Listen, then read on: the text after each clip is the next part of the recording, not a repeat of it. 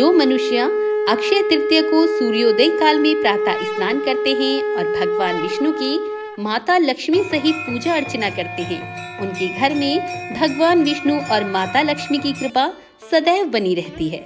और जो व्यक्ति इस दिन श्री मधुसूदन की प्रसन्नता के लिए दान करते हैं, उनका वह पुण्य कर्म भगवान की आज्ञा से अक्षय फल देता है। नमस्कार, स्वागत है आपका नीलम ज्ञानवाणी चैनल में। आप सभी को अक्षय तृतीया की हार्दिक शुभकामनाएं। आज का वीडियो बहुत ही खास विषय पर है, जो कि है अक्षय तृतीया के विषय में। आज का दिन खरीदारी के लिए धनतेरस के समान ही शुभ माना जाता है। आज कुछ खास वस्तुएं खरीदने से माता लक्ष्मी की कृपा सदैव ही आप और आपके परिवार पर बनी रहेगी और आपके धन में, आपके व्यापार में निरंतर वृद्धि होती रहेगी। इसके साथ ही महत्वपूर्ण बात यह है कि खरीदारी का शुभ मुहूर्त क्या है, किस समय सोना, चांदी या कोई अन्य धातु या फिर मिट्टी का ही कोई दिया या कोई बर्तन आप खरीदना चाहते हैं तो किस समय आपको ये खरीदना बेहद शुभ माना जाएगा, क्योंकि हिंदू धर्म में किसी भी शुभ कार्य या किसी खरीदारी के लिए शुभ मुहूर्त देखा जाता है। साथ ही साथ जानेंगे क्या हैं वो 5 वस्तुएं जिनको खरीदने से माता लक्ष्मी प्रसन्न होकर आपके घर में स्थायी निवास करेंगी, और जानेंगे क्या है वह 5 कार्य जो आपको इस दिन भूलकर भी नहीं करने चाहिए। आइए देर न करते हुए अक्षय तृतीया की खरीदारी का शुभ मुहूर्त जानते हैं। तो इस दिन पहला मुहूर्त जो है वो सुबह 5:33 से लेकर दोपहर 12:18 तक का है, और दूसरा जो मुहूर्त है वो है 12:18 से 1:59 तक। तो इस बीच आपको जो भी खरीदारी करनी है वो आप इस शुभ मुहूर्त में कर सकते हैं। तो अब जान लेते हैं कि वो 5 वस्तुएं क्या हैं जो आपको इस दिन खरीदनी चाहिए। सबसे पहले है मिट्टी का घड़ा।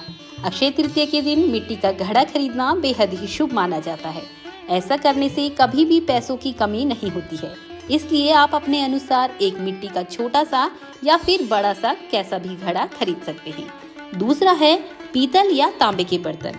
अक्षय तृतीया के दिन आप चांदी के बर्तन नहीं खरीद सकते तो पीतल या तांबे के बर्तन भी आप खरीद सकते हैं।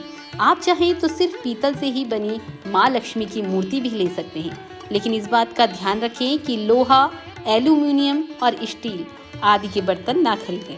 तीसरी जो चीज है वह है कौड़ी। अक्षय तृतीया के दिन कौड़ी खरीदना भी बेहद शुभ माना जाता है। माना जाता है कि माता लक्ष्मी को कौड़ियाँ अति प्रिय है।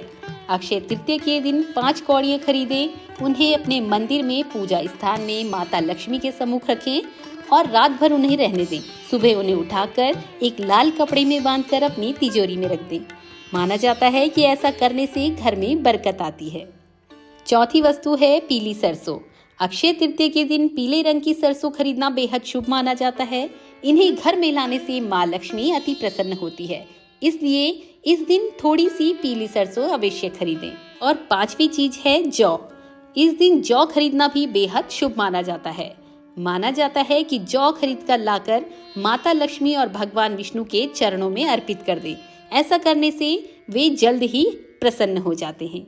तो अब आपको बता देते हैं कि अक्षय तृतीया के शुभ दिन आपको क्या कार्य नहीं करने चाहिए।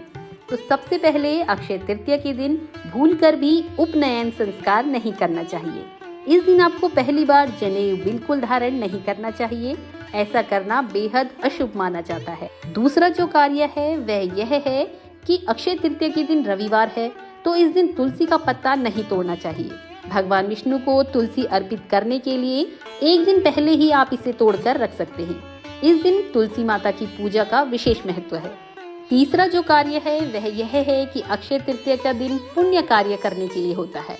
इस दिन ऐसा कोई भी कार्य ना करें जिससे किसी के मन को थोड़ा सा भी दुख पहुंचे, और साथ ही किसी से आपको कड़वा भी नहीं बोलना है। अच्छी अच्छी बातें आपको आज के दिन करनी है, अच्छे कार्य करने हैं। और आज के दिन, या वैसे तो हर किसी दिन, लेकिन आज के विशेष दिन पे आपको स्वार्थ निहित कार्य करना है। अगर आप दूसरों को दुख पहुंचाएंगे तो माता लक्ष्मी कभी भी घर में नहीं आएंगी। अगला जो कार्य आपको इस दिन नहीं करना है वह यह है कि अक्षय तृतीया के दिन कोई भी अगर जरूरतमंद आए या कोई मांगने वाला आपके घर के द्वार पर आए, उसे आपको खाली हाथ विदा नहीं करना है। इस दिन किया गया दान और पुण्य कभी क्षय नहीं होता, इस दिन किए जाने वाले दान का फल अक्षय होता है, यानी कई जन्मों तक आपको इसका लाभ मिलता रहेगा।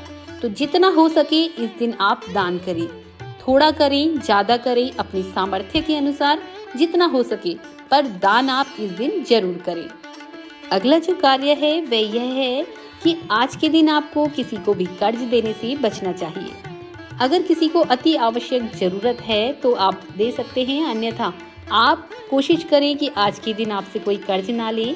इसके बदले आप उनसे कह सकते हैं कि हम आपको कर्ज कल दे देंगे, लेकिन आज के दिन आप कर्ज देने से बचें।